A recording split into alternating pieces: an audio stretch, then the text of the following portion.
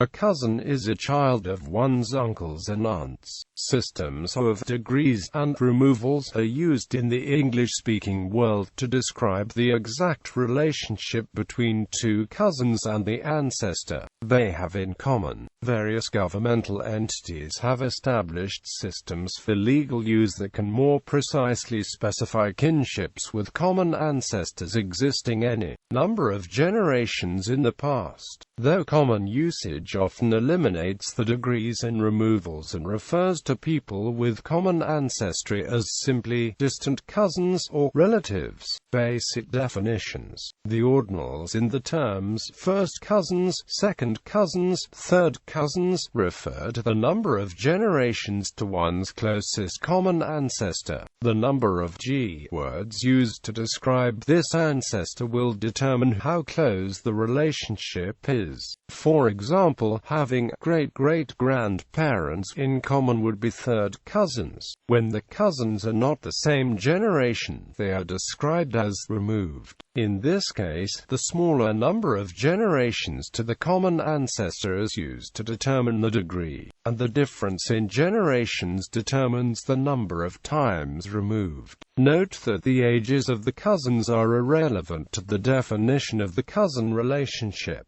Additional terms. The following is a list of less common cousin terms.